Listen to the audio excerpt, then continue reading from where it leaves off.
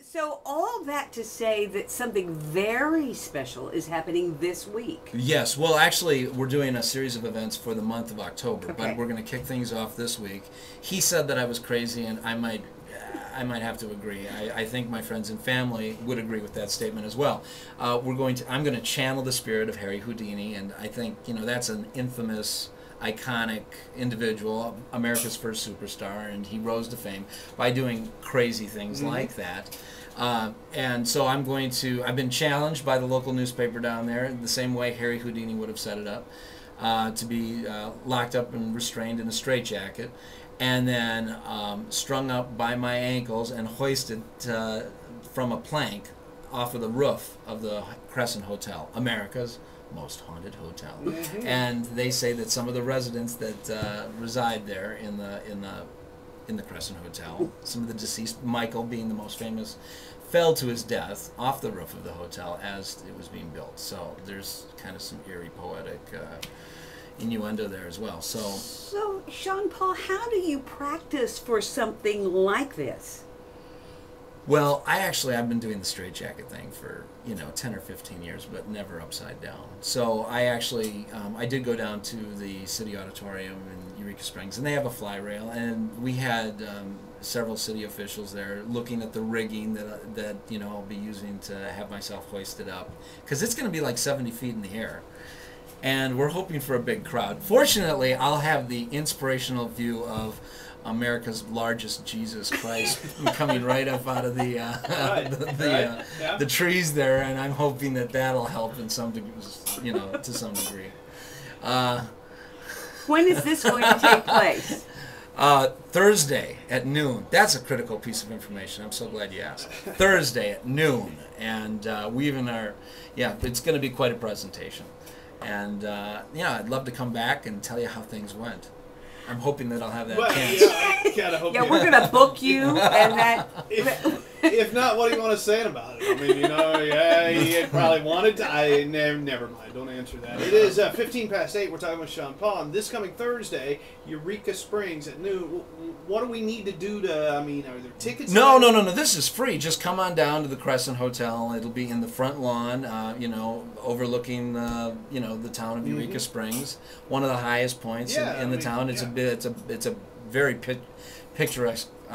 You get what I'm trying to say. Location, yes, it's beautiful. Yeah, so... What's the highest location in Eureka Springs? I would say so, yeah. I mean, it's kind of that eerie, creepy, haunted hotel up on the hill in that Victorian town. And so then following that, 2 weeks later, I'll be doing a milk can escape, which is another thing that Harry Houdini made famous. I've obtained a 70-year-old milk can, and it'll hold 40 gallons of water.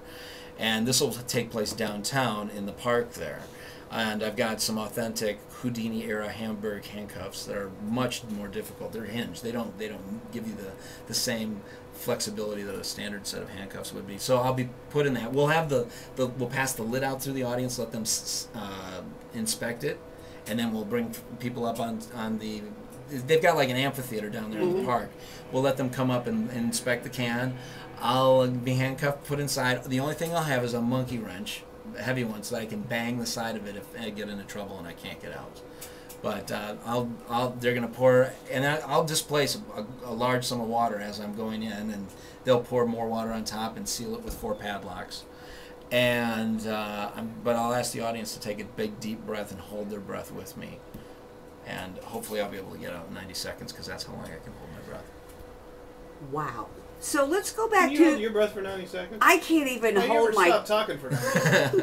Can you hold your tongue for 90 seconds? It's 8:17 at 106.3 FM KRZK. So a lot of people, in thinking of Houdini, they think that he drowned, and that's not necessarily... That's not No, what I happened. think they got that out of the Tony Curtis movie. Yes.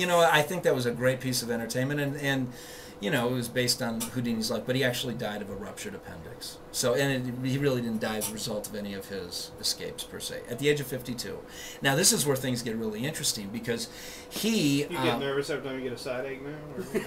Yeah. It hurts here, it hurts here.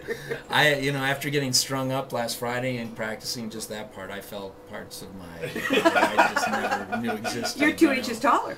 Yeah, no, I do sleep a lot better, though.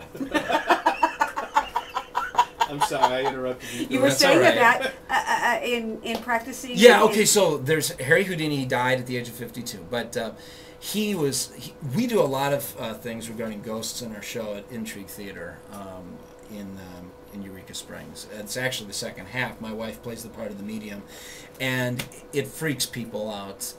And I really don't want to give too much away, Sure. but I mean, it sometimes the show ends in total silence because people just don't know what happened. Okay, so that being said, Harry Houdini is relevant to what we're doing in so many ways. It's very cool that we're spending the whole month of October celebrating. And I'll tell you why it's October that we're doing that.